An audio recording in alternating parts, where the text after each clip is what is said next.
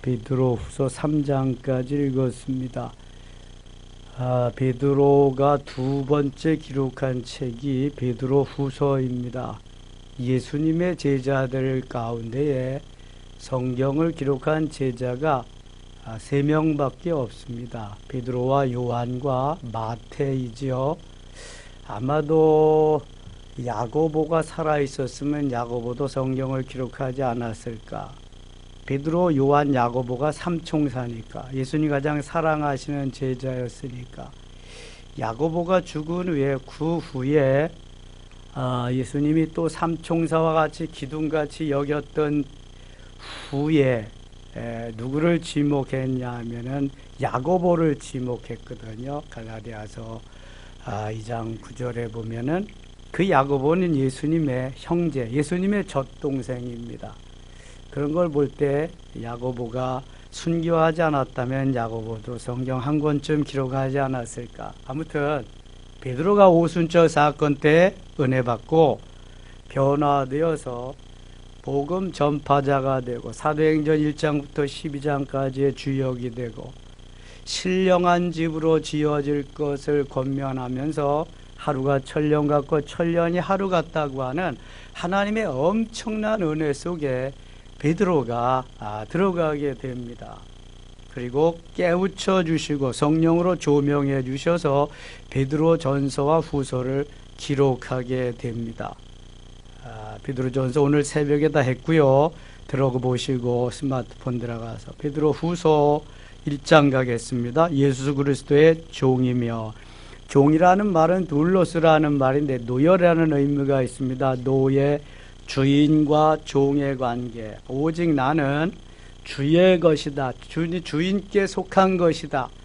나는 주인이 원하는 삶을 살아갈 뿐 주의 종, 노예다. 그런 의미입니다. 사도인 시몬 베드로, 아포스톨로스라고 하는 사도로 부름받은, 이것은 사도 바울과 같은 그러한 종으로 사도로 부름받은 것을 서문에 기록하고 있습니다. 우리 하나님과 구주 예수 그리스도의 의를 힘입어 동일하게 보배로운 믿음을 우리와 함께 받은 자들에게 편지하노니 하나님과 우리 주 예수를 알므로 은혜와 평강이 너에게 더욱 많을지어다. 그 사도 바울은 은혜와 평강이 너에게 있을지어다 그랬는데, 이 베드로는 더욱더 많을지어다. 전서에도 더욱 많을지어다. 이렇게 인사를 합니다.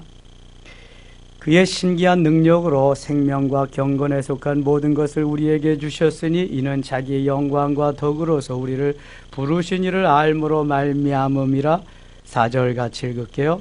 이로써 그 보배롭고 지극히 큰 약속을 우리에게 주사 이 약속으로 말미암아 너희가 정욕 때문에 세상에서 썩어질 것을 피하여 신성한 성품에 참여하는 자가 되게 하려 하셨느니라. 아멘. 우리는 본래 죽어 마땅한 죄인들입니다. 그 어느 누구도 구원해 줄 사람이 없습니다. 그런데 예수님이 하나님의 몸으로서 사람의 몸을 입고 이 땅에 오셔서 몸보러 피 흘려 죽으셨습니다. 우리의 죄를 대신해서 십자가에 피 흘리고 죽으신 거죠. 그래서 베드로는 이것이 은이나 금같이 없어질 보배로 된 것이 아니요 오직 하나님의 그 피로서 구원함을 얻은 것을 베드로 사도가 증거하고 있습니다. 그래서 찬송가에 그런 거 있잖아요. 금이나 은같이 없어질 보배로 속죄함 받은 것 아니요 거룩한 하나님 우리 주 예수의 그 피로 속죄함 얻었네. 이게 우리 주 예수 그리스도의 피로 속죄함을 받은 것을 고백할 수 있는, 누구도 대체할 수 없는 유일하신 주님이 우리의 구원의 주다, 메시아다. 그래서 그 주님이 피 흘려 주심으로 우리가 구원을 받게 된 줄 믿습니다. 구약 성경을 펼쳐보세요. 거기에 누구의 피가 나온다? 짐승의 피가 나옵니다. 신약 성경을 펼치면 그래서 누구의 피가 나와요? 예수 그리스도의 피가 나옵니다. 히브리서가 이것을 계속 증거하고 있습니다. 히브리서는 구약과 신약을 잘 연결시켜주는 책입니다. 베드로 사도가 그래서 그것을 베드로전서 2장에서 아주 강력하게 잘 증거하고 있습니다.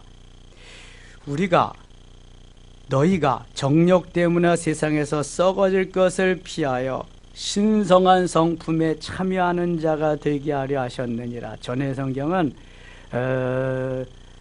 주의 거룩한 성품에 참여하게 하셨느니라. 이렇게 거룩한 성품에, 하나님의 성품에 우리가 참여할 수 있도록 하나님이 은혜를 베풀어 주신 거죠. 자격이 없는데 그 자격을 부여해 주신 것입니다. 예수 그리스도가 낮아지심으로, 하나님이 사람의 옷을 입고 이 땅에 오심으로, 하나님이 사람의 몸을 입고 이 땅에 오신 날이 무슨 날이에요? 성탄절, 크리스마스. 하나님이 어떻게 사람이 되시겠어요? 그러나 그럴 수밖에 없는 것이, 죄 없는 자가 죽어야 죄 있는 자를 구원할 수 있기 때문에, 죄 없는 자가 있어요, 없어요? 이 땅에. 로마서 3장 10절에 의인은 없나니 하나도 없도다. 죄 없는 자는 아무도 없어요. 왜냐하면 하나님이 만드신 최초의 인간이 누구예요? 아담. 아담이 죄를 지어서 아담 이후에 모든 인류가 죄인입니다. 그래서 로마서 3장 23절에는 모든 사람이 죄를 범하였음에 하나님의 영광에 이르지 못하더니 모든 사람이 죄인이라는, 의인은 없나니 하나도 없다. 그렇다면 죄범한 인간을 구원할 수 있는 길은 어떤 것이겠는가? 사람으로서는 구원할 방법이 없어요. 구원할 사람이 없어요. 그러니까 부득불 하나님이 우리를 창조하시고 우리를 만드셨는데, 삼위일체 하나님의 형상대로 만드셨는데 이 범죄한 인간을 구원할 길이 없으니까 그 하나님의 사랑이, 하나님 자신이 사람의 몸을 입고 이 땅에 오시는 길밖에 없어요. 오실 뿐만 아니라 우리의 죄, 구체적으로 나의 죄를 위해서 대신 죽으실 수밖에 없어요. 그런데 사람의 후손으로, 사람의 DNA를 가지고 태어나면 역시 사람의 후손이기 때문에 안 되고, 예수께서 하나님이 사람의 몸을 입고 이 땅에 오실 때에 누구의 후손으로 오셔요? 그래서 여자의 후손으로. 무엇으로 잉태되어 오셔요? 성령으로. 여러분 이건 꼭 잊지 마셔야 돼요. 여자의 후손으로 성령으로 잉태되셨다. 그래서 죄 없으신 분이 이 땅에 오셔서 우리를 위해서 죽으셨다. 그분이 바로 하나님이시고 예수 그리스도시다. 그 피로 말미암아 우리가 구속함, 죄 사함을 받았다. 믿으시면 아멘. 그래서 누구도 구원해 줄 수 없는 우리 인류를, 우리 인간을 하나님만이, 예수 그리스도가 되셔서 이 땅에 오셔서 죽으심으로 우리를 구원해 주신 거예요. 그래서 그 신성한 성품에, 신의 성품에 참여하는 자가 되게 하셨다. 하나님의 그 성품에, 거룩한 성품에 우리도 참여할 수 있게 되었다. 내가 거룩하니 너희도 거룩하다. 레위기 19장 2절에 말씀하십니다. 하나님이 거룩하신 분이기 때문에 우리도 거룩한 성품에 참여해서 거룩한 백성이 되기를 원하시는 거예요. 5절, 그러므로 너희가 더욱 힘써 너희 믿음의 덕의 지식을. 신앙은 점진적으로 성장해 나갑니다. 신앙은 점차적으로, 순차적으로 성장하고 성숙해 나가는 것입니다. 그래서 오늘 베드로는 자기가 경험해 보니까, 은혜 받고 성장하고 성숙하며 주의 길을 가다 보니까 너희 믿음에 덕을 좀 세워야 되겠다. 믿음이 있다면 그 믿음에 덕을 한 차원 더 높여서 쌓아야 되겠다. 믿음이 있으면 덕을 거기에다가 쌓아야 됩니다. 우리가 감독들, 야구나 농구나 배구나 축구나 이 감독들을 지칭하는 명칭이 있습니다. 뭐 명장도 있고, 여기 말하면 덕장도 있고, 뭐 여러 가지 그 장수에게, 감독에게 붙여주는 이름이 있는데요. 명장도 좋고 지장도 좋고 뭐 다 좋지만 가장 좋은 그러한 감독의 별칭이라고 하면은 뭐겠어요? 덕장이 가장 덕이 있는 감독이다. 이 덕이 있는 덕장으로서 그렇게 자리매김하면 그는 명장도 될 수 있고요, 지장도 될 수 있고요, 선수들이 바라는 좋은 감독이 될 수 있습니다. 그래서 믿음에는 덕을 세우고 그 덕 위에 지식을 좀 더 쌓으면 더 멋있게 될 수 있겠다. 그 지식에는 절제를 뭐 다 한다고 해서 너무 뛰고 난리를 치면 안 되고 좀 절제를 해야 되겠다. 절제에는 또 인내가 필요하다. 인내를 좀 한 캐 더 쌓으면 좋겠다. 벽돌을 쌓아놓는 인내에는 경건이 바로 영성이잖아요. 모든 것을 참고 견디면서 내려놓을 것을 내려놓고 처리받아야 될 부분들을 처리받아가면서 주님 기뻐하는 삶의 자리로 나아가는 경건의 형제 우애를 함께 사랑하며 주의 사랑을 나누는 형제 우애의 사랑을 성경이 말하는 예수 그리스도께서 원하시는 성경이 원하는 것이 사랑입니다. 사랑. 자, 계명이 모두 613가지라 그랬어요. 하라는 거 248가지, 하지 말라는 거 몇 가지? 365가지. 모두 613가지인데 그것을 모아 함축해 놓은 것이 뭐예요? 10계명입니다. 10계명. 하나님과 사람과의 관계 4계명. 사람과 사람과의 관계 6계명. 그래서 10계명이에요. 하라는 거 2계명, 하지 말라는 거 8계명. 그래서 이 10계명 중에서 하나님과 사람과의 관계, 하나님 사랑이에요. 그 다음에 사람과 사람과의 관계, 무슨 사랑이에요? 이웃 사랑. 이것을 신명기 6장 5절에서 주님이 마음을 다하고 성품을 다하고 뜻을 다하여 주 너의 하나님을 사랑하라 이렇게 말씀하거든요. 예수님이 마태복음 22장 37절로 39절에서 너희는 마음을 다하고 목숨을 다하고 뜻을 다하여 주 너희 하나님을 사랑하라 이것이 그거 첫째 되는 계명이니 둘째는 이와 같으니 내 이웃을 내 자신과 같이 사랑하라 이렇게 말씀합니다.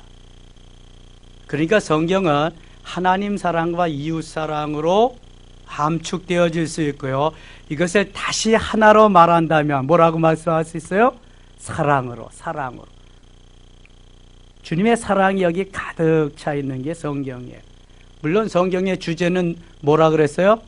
성경의 주제가 뭐라 그랬어요? 예수 그리스도. 예수님에 대해서 기록해 놓은 것이 성경입니다.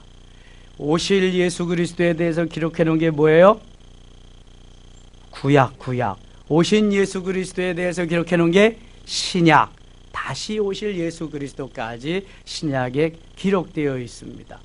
성경은 예수 그리스도에 대해서 기록해 놓은 거예요. 그래서 예수 그리스도 탄생 이전을 뭐라 그래요? BC, Before Christ, 기원전. 예수 그리스도 탄생 이후를 AD, Anno Domini, 기원 후 이렇게 말씀하는 거예요. 세계 역사도 예수 그리스도를 정점으로 해서 나누어진단 말이죠. 사회주의 국가도 공산주의 국가도 어느 나라든지 예수 그리스도를 정점으로서 연대기가 펼쳐지는 것을 볼 수 있게 됩니다. 예수 그리스도가 중심이라는 거예요. 예수 그리스도가 중심. 예수 그리스도가 말씀하는 요지는 뭐다? 사랑이에요. 사랑. 예. 그래서 모든 것 위에 가장 최고의 봉우리는 뭐예요? 사랑이에요. 사랑. 고린도전서 13장이 사랑장이잖아요. 사랑장. 사랑에 대해서만 한 장을 완전히 할애를 합니다. 그리스도의 사랑이 성경에는 곳곳에 담겨 있습니다. 그리스도의 사랑이 아니면 우리는 마귀의 자녀가 하나님의 자녀로 지옥 갈 백성이 천국 갈 백성으로 될 수가 없습니다. 바뀌어질 수가 없단 말이죠. 8절 봅니다. 이런 것이 너희에게 있어 흡족한 즉 너희로 우리 주 예수 그리스도를 알기에 게으르지 않고 열매 맺는 자가 되지 않게 하려니와. 열매 없는 자가 되지 않게 하려니와. 열매 없는 자가 되지 않게 한다는 것은 바꿔 말해서 뭐 하는 자가 되기를 원한다는 거예요. 열매 있는 자, 열매 맺는 자가 되기를 원한다는 거예요. 생명이 있는 곳에는 싹이 나고 자랍니다. 뿐만 아니라 꽃이 피고 열매가 맺게 됩니다.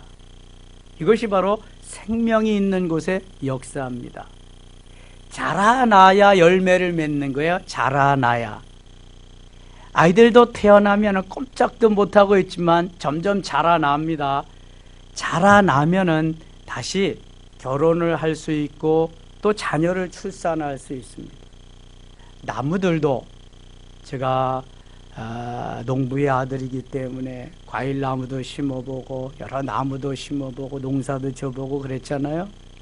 과일나무를 심으면은요 자라납니다. 3년 만에 열매를 맺는 게 있습니다. 포도 같은 거는 3년 만에 열매를 맺습니다. 복숭아 또 뭐 이런 거 사과 배는 한 5년 정도 돼야 열매를 맺습니다. 반드시 열매를 맺습니다. 열매 맺지 않는 거는 이거 뭐 관리를 잘못했든지 뭐 잘못된 거예요. 열매를 맺기를 원하는 게 주님이 기다리시는 거고 바라시는 것입니다. 우리는 무슨 열매를 맺어야 돼요? 성령의 열매를 맺어야 돼요. 갈라디아서 5장 22절 23절에 오직 성령의 열매는 한번 해봐요. 사랑과 희락과 화평과 오래 참음과 자비와 양선과 충성과 온유와 절제.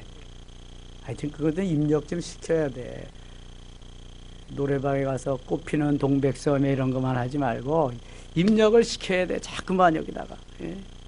그래서 성령의 오직 성령의 열매는 사랑, 희락, 화평. 오직 성령의 열매는 사랑, 희락, 화평. 인내와 자비와 양선, 충성과 온유와 절제. 오직 성령의 열매는 사랑, 희락, 화평. 이거 제가 70년대 77년, 78년, 79년 때 직장 끝나면 참 명동 YWCA 강당에 갑니다. 화요일 저녁마다. 그런 거기 가면은 로스 목사님, 우리 대한민국에 귀화도 했었는데 오대원 목사님이라고 그래요. 키가 저보다 조금 작을까 저만할까 그래요. 그분이 우리보다 우리말을 더 잘하면서 찬양을 인도하면서 말씀을 전하는데요. 젊은이들이 그 당시에 젊은이들이 한 400, 600명씩 YWCA를 꽉 채웁니다. 뜨겁게 찬양하고 기도하고 그러는데요. 정말 거기에는 아주 차디찬 사람들도 가면 막 뜨거워지게 돼요. 거기에서 배운 노래거든요, 이게. 거기에서 하는 노래들이 지금도 많이 불려주고, 내가 산을 향하여 눈을 들리라. 나의 도움이 어디서 올꼬. 천지 지으신 여호와 나의 주시여. 영원 무궁히 지키시리로다. 신나잖아요. 막 신나게 찬양하고 뜨거워질 때 같이 서로를 쌓고 기도하고 뭐 그냥 얼마나 뜨거웠는지 몰라요. 이렇게 성령의 열매가 사랑과 희락과 화평과 오래 참은 자비, 양선, 충성, 온유, 절제 열매들이 주렁주렁 열리게 되면은요 풍성함이 있습니다. 은혜가예요, 은혜가. 그래서 열매 맺는 자가 되기를 원하는 거죠. 열매가 없으면은요 먹을 것이 없습니다. 우리가 다 열매 먹고 살잖아요. 쌀도 열매요, 보리도 열매요, 밀도 열매요. 우리는 주식이 쌀이지만 밥이지만 서양 사람들은 주식이 뭐예요? 밀입니다. 밀. 예, 빵입니다. 빵. 그래서 다 열매 맺고 사는 거예요. 물론 거기에 곁들여서 먹는 것이 육식, 고기도 있고 생선도 있고 그다음에 야채, 채소도 있고 그렇습니다만 하나님이 우리에게 주식, 쌀을 주셨어요. 저 이스라엘이나 유럽 사람들은 밀을 주시고 빵을 주시고 그래서 살아갈 수 있어요. 열매가 없어 보세요. 못 사는 겁니다. 이거는. 그래서 성령의 열매를 맺어야 하나님이 우리에게 살 수 있기 때문에 열매를 맺기 위해서는 뭘 해야 돼요? 성장해야 돼요. 성장. 자라나야지 열매를 맺지, 자라나지 아니면 열매를 맺을 수가 없는 거예요. 영적인 것도 똑같은 거예요. 영적으로도 우리가 태어나면, 아니 예수 그리스도를 영접하면 뭐가 생겨요? 예수 그리스도 영접하면 무슨 생명이 우리 가운데 오게 되죠? 예수 그리스도 영접하면 예수 생명이 우리 가운데 심겨지게 되는 거예요. 예수 생명. 예수 생명이 심겨지면 거기에 싹이 나기 자라나기 시작하는 거예요. 예수 생명이 심겨졌으니까. 그래서 자라나기 시작해서 성장하고 성숙하면 성령의 열매를 맺게 되는 거예요. 이게 바로 잘 자라나야지, 자라나지 않고는 열매를 맺을 수가 없어요. 사도 바울도, 베드로 사도도 성장하기를 원하고요, 열매 맺기를 원하는 거야. 열매 맺기를. 그래서 우리는 예수 생명을 소유한 자가 예수 생명을 전하는 거예요. 이것도 성장하고 성숙해야 전할 수 있어요. 예수 생명을 소유한 자가 예수 능력을 덧입어서 예수 생명을 다시 전하는 겁니다. 이게 그리스도인이에요. 마갈 다락방에서 일어난 역사가 예수 생명, 예수 능력이잖아요. 예수 생명은 내적인 충만이고 예수 능력은 외적인 충만이에요. 예수 생명이 있을 때 자라나서 열매 맺고 예수 능력이 나타날 때 도구로 우리에게 주어져서 능력 있게 권세 있게 주의 사역을 할 수 있는 그리스도인이 되는 거예요. 베드로가 이것을 친히 체험하고 경험했기 때문에 이렇게 말할 수 있는 거예요. 사도 바울이 그 3층천까지 셋째 하늘까지 다 갔다 왔기 때문에 그런 걸 다 기록할 수 있는 거예요. 물론 성령의 무엇으로? 감동으로. 조금 이따 이제 나와요 그거. 성령의 감동으로 쓰게 하심에 따라서 하지만 하나님이 그 사람에게 딱 맞게 그 사람의 인격 속에서 나오는 하나님의 사람, 하나님의 사랑을 적어가는 거예요. 성령께서. 이게 뭐 엉뚱한 거 적어가지 않습니다. 그 사람에게 맞게 적어가는 거예요. 이사야는 이사야에게 맞게, 예레미야는 예레미야에게 맞게, 에스겔은 에스겔에게 맞게. 예레미야는 예레미야 1장에서 하나님이 부르시잖아요. 이사야는 이사야 몇 장에서 부르셔요? 지지난주에 말씀 전했어요. 몇 장에서? 6장에서. 내가 여기 있나이다. 나를 보내소서. 그래서 꼭 불어주면서 이사야가 반응하자. 사도 바울 같은 이는 사도행전 9장에서 다메섹 도상에서 주님 앞에 부름받아서 가게 됩니다. 다 사람마다 다른 거예요. 그래서 거기에 맞게 또 하나님이 성경을 기록하게 하시는 거예요. 내가 받은 은혜만큼 하나님이 또 조명해서 쓰게 하셔서 하게 하시는 거예요. 베드로도 사도 요한만큼 더 많이 쓸 수 있고 많이 기록할 수도 있겠지만 하나님이 베드로 전후서로 족하기 때문에 요만큼 기록하게 하신 거죠. 요한은 더 많은 은혜를 주셨기 때문에 요한은 반모섬에서 하나님이 부르셔가지고 하늘나라에 데리고 가셔서 천상의 세계를 막 여행하게 하시는데요. 사도 요한에게는 특별한 은혜를 주셔서 앞으로 이루어질 세계에 대해서 이 세상 이후 천국에서 되어질 일들까지 사도 요한에게는 다 보여주셔서 기록하게 하십니다. 사도 요한밖에 없어요. 그거는 베드로도 그런 거 못해요. 사도 바울에게도 주시지 않은 걸 사도 요한에겐 주셔서 요한계시록 기록하게 하시는 거 보세요. 그러니까 우리들도 주님이 내게 주신 은혜만큼 할 수 있어요. 성령의 감동하심 속에, 성령이 가르쳐 주심 속에서.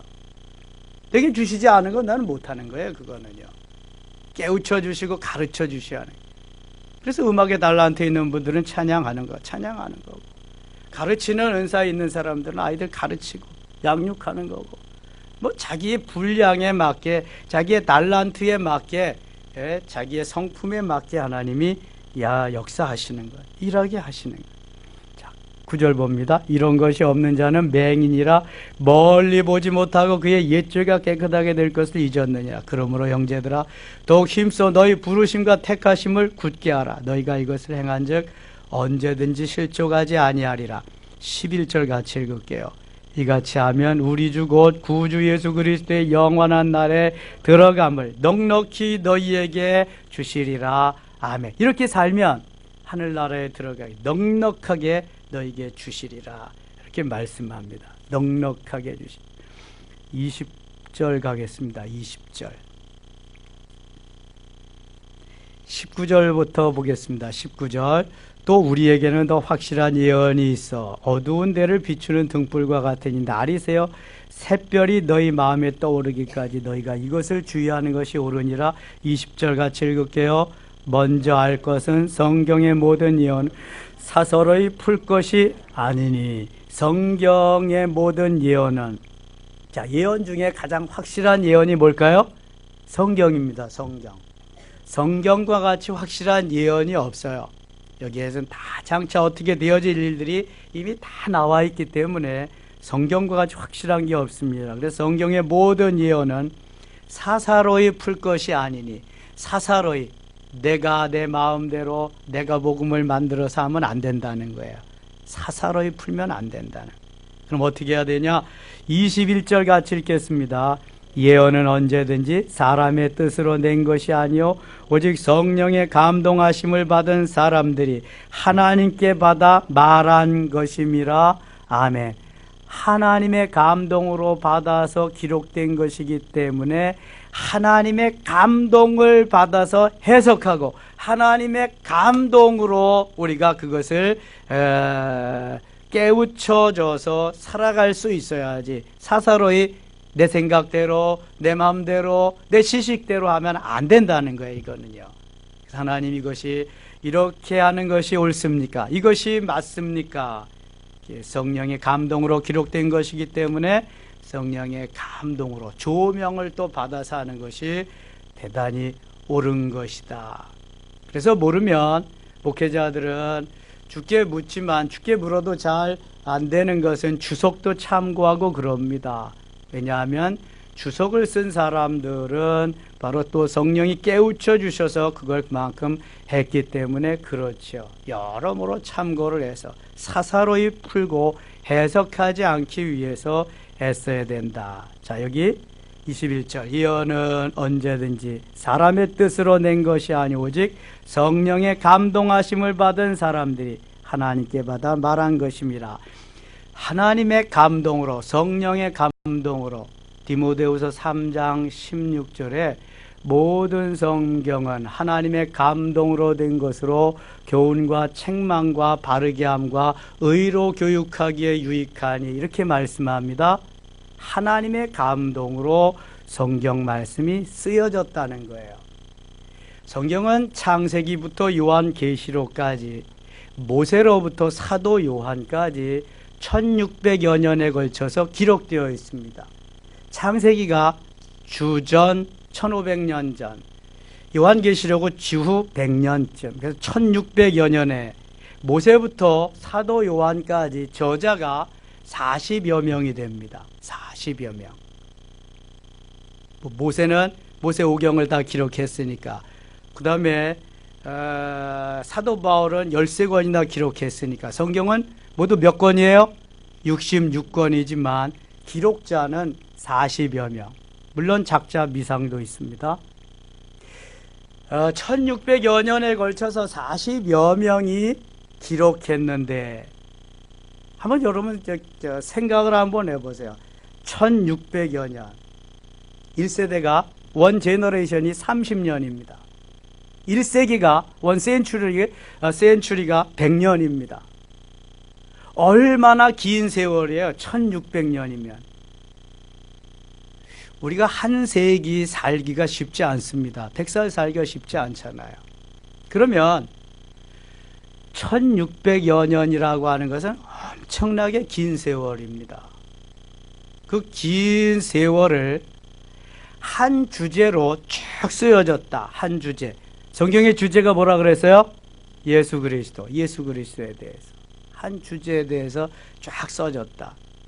한 사람이 쓰면은 가능해요. 한 사람이 1600여 년을 죽지 않고 기다리면서 쭉 썼다. 가능하다고요.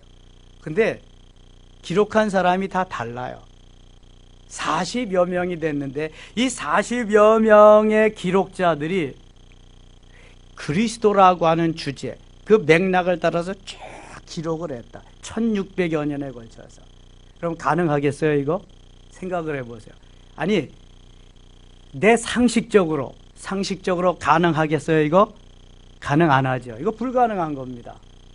근데 어떻게 가능하냐? 어떻게 가능해요? 성경이 말씀하고 있어요. 성령의 감동으로. 성령의 감동으로 기록했기 때문에 가능한 거예요. 모세도 성령의 감동으로 창출레민신 기록하고 사도 요한도 성령의 감동으로 요한계시록 기록했어요. 예수 그리스도에 대해서. 그래서 가능한 거예요, 이게. 그러니까 성경은 개인적인 어떠한 생각으로 기록한 책이 아니에요. 하나님이 말씀하신 것을 기록자들이 그대로 받아서 기록할 뿐. 예레미야 같은 사람은 감옥에 있고 저 지하 감옥에서 진흙구덩이에서 성경을 기록하려고 해도 기록할 수가 없어요. 그래서 예레미야는 하나님이 감동해 주시면 그것을 말로 쭉 말하면 거기서 받아 기록한 서기관이 있어요. 누구죠? 바룩이에요. 바룩. 벼룩이가 아니라 바룩. 바룩이 다 받아서 기록을 했단 말이죠.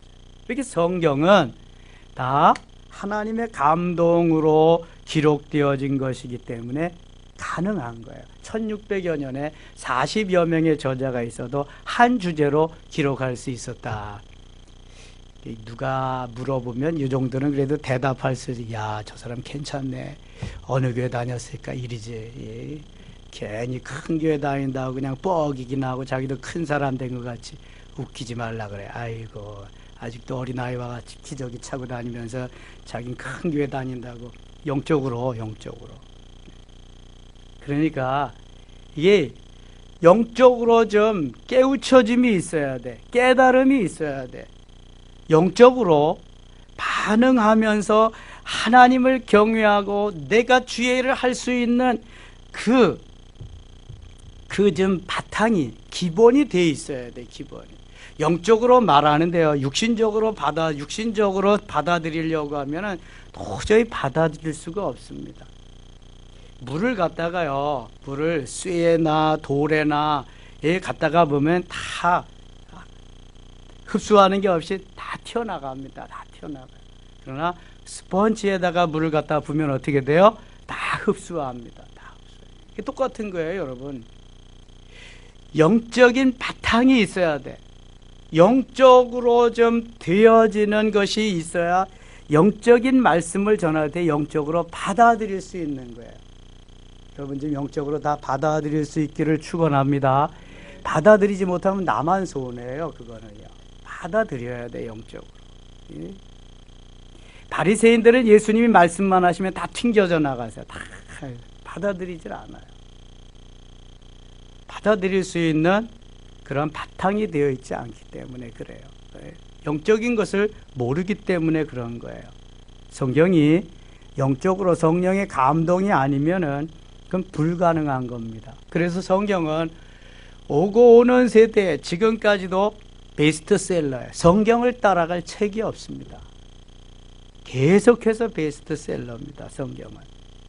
2장 가겠습니다. 거짓 선지자들이 많이 나타날 것을 베드로가 말씀합니다. 6절 보겠습니다. 6절. 소돔과 고모라 성을 멸망하기로 정하여 재가 되게 하사 후세에 경건하지 아니할 자들에게 본을 삼으셨으며 무법한 자들의 음란한 행실로 말미암아 고통당하는 의로운 롯을 건지셨으니 이것이 하나님이 의를 위해서 행하는 이들을 통해서 역사하심을 말씀해요. 노아의 시대도 얼마나 죄악에 관영했음에도 노아는 신실하게 의롭게 살았기 때문에 노아를 비롯해서 그의 8 식구만 방주에서 구원함을 받은 것을 5절에는 또 말씀하고 있는 것입니다. 22절 가겠습니다. 22절 참된 속담에 이르기를 개가 그 토하였던 것에 들어가고 돼지가 씻었다가 더러운 구덩이에 도로 누웠다 하는 말이 그들에게 응하였도다. 이것은 회개하고도 자꾸만 옛날로 돌아간다는 것을 의미하는 것입니다. 예, 다 돌이킴이 없다는 거죠. 3장에 가겠습니다. 3장 3절입니다. 먼저 이것을 알지니 말세에 조롱하는 자들이 와서 자기의 정력을 따라 행하며 조롱하여 이로써 이르되 주께서 강림하신다는 약속이 어디 있느냐. 조상들이 잔 후로부터 만물이 처음 창조될 때와 같이 그냥 있다 하니 만물의 마지막이 가까웠다. 근신하여 깨어 기도해라. 그냥 주님 맞을 준비해라. 그러면 그 이단들은 잘못된 신앙관을 가지고 있는 사람들은 그렇지 않다는 거예요. 그런데 베드로는 만물의 마지막이 가까웠다고 그렇게 전하고 있습니다. 8절 갑니다. 8절 같이 읽을게요. 사랑하는 자들아 주께는 하루가 천년 같고 천년이 하루 같다는 이 한 가지를 잊지 말라. 아멘. 베드로가 은혜 속에 들어가 보니까 하루가 천년 같고 천년이 하루 같다. 주님의 은혜 속에는 뭐 시간 개념이요 금방 갈 수도 있고 오래 갈 수도 있고 좋은 일이 있을 때는 금방 지나가는 게 좋겠어요? 오래도록 있는 게 좋겠어요? 오래도록 있는 게 좋겠어요. 자, 이대로 세상이 끝나도 좋겠다. 그럴 때가 있잖아요. 너무 좋을 때. 예? 그런데 힘들고 어려울 때는요 빨리 좀 갔으면 좋겠다 그랬는데 죽어라고 안 가. 그렇죠? 죽어라고 안 가. 군대에서 제대가 가까우면은요 거기다가 하나씩 카렌다에다 동그라미를 쳐놓습니다. 그리고 옆에다 씁니다. 개는 짖어도 기차는 간다. 그래서 착 하루하루 되게 안 가거든요. 시간이 그냥 죽어라고 안 가. 어릴 때 명절, 추석 명절, 설 명절 그러면 때때 옷 입잖아. 때때 옷 입어도 어떤 거 입어요? 나보다 한 3살쯤 형쯤 되는 엄청나게 큰 거. 주머니는 여기 밑에 내려오고 바지는 보통 3번 접어. 3번. 그래서 다음 명절 때 한 번 내리고 그 다음 때 또 한 번 내리고 3년을 미리 이제 입는 거야. 그래도 그거 때때하다 한 번 입으려고 명절 기다리는 거야. 언제 오냐 하루 전에 언제 오냐. 운동화 하나 사면은요 그 때때 옷 입고 가서 입으려고 다락에 넣어두고 벽장에 옛날 벽장 다락 없는 사람은 벽장이지. 끊어서 신었다 놓았다 또 신었다 놓았다 아까웁니까? 매일 검은 고무신 신고 다니고 이거 웃는 사람들은 다 전력이 있는 사람들 경험해 본 사람들. 야 그런 시절이 있었는데요. 그리고 동그라미 치면서 언제 오냐. 그때 돼야 쌀밥 먹니까 그때 돼야 고깃국 한 번 또 먹니까 그냥 언제 명절 오냐. 그럴 때가 있었다니까요. 되게 안 와 근데. 야, 근데 좋은 날이 있으면은 금방 그냥 지나가. 어떻게 된 게 맨날 지금 그렇게 살면 좋은데. 베드로가 이런 걸 다 경험했거든요. 이렇게 말할 수 있는 거예요. 주께는 하루가 천년 같고 천년이 하루 같다. 이 한 가지를 잊지 말아라. 주의 약속은 어떤 이들이 더디다고 생각하는 것 같이 더딘 것이 아니라 오직 주께서는 너희를 대하여 오래 참으사 아무도 멸망하지 아니하고 다 회개하기에 이르기를 원하시느니라. 베드로 자기도 회개하지 않았으면은 이미 멸망의 자식이 될 텐데 내가 그랬는데 주님 오래 참으셔서 나를 회개케 하시고 이렇게 만들어줬다. 그 감격 어린 그러한 말씀을 이제 기록해 가는 거죠. 10절 그러나 주의 날이 도둑같이 오리니 도둑같이 온다. 반드시 온다. 도둑같이 온다. 그날에는 하늘의 큰 소리로 떠나가고 물질이 뜨거운 불에 풀어지고 땅과 그 중에 있는 모든 일이 드러나리로다. 이 모든 것이 이렇게 풀어지리니 너희 어떠한 사람이 되어야 마땅하냐. 너희가 어떠한 사람이 되어야 마땅하냐. 거룩한 행실과 경건함으로 하나님의 날이 임하기를 바라보고 간절히 사모하라. 하나님의 날이 너를 간절히 사모해라. 사모해라. 14절 같이 읽을게요. 14절. 그러므로 사랑하는 자들아 너희가 이것을 바라보나니 주 앞에서 점도 없고 흠도 없고 평강 가운데서 나타나기를 힘쓰자.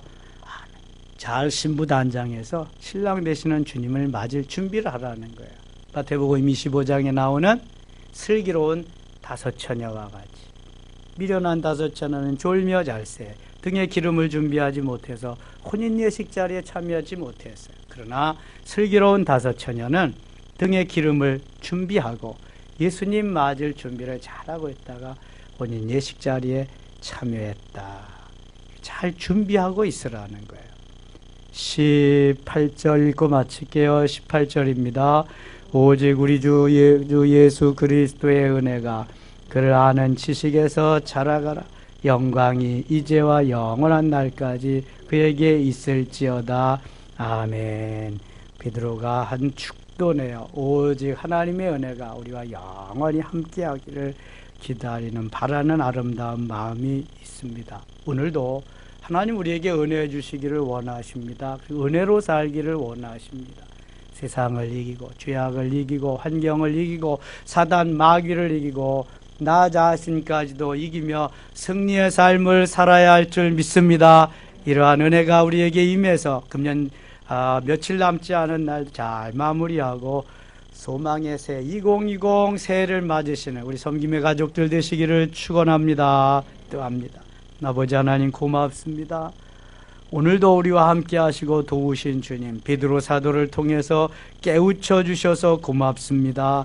늘 준비하며 주님 맞을 준비하는 저희 모두가 되게 하여 주시옵소서. 이 시간도 함께 기도할 때 주님 응답하시고 우리의 기도에 귀 기울여 주시옵소서.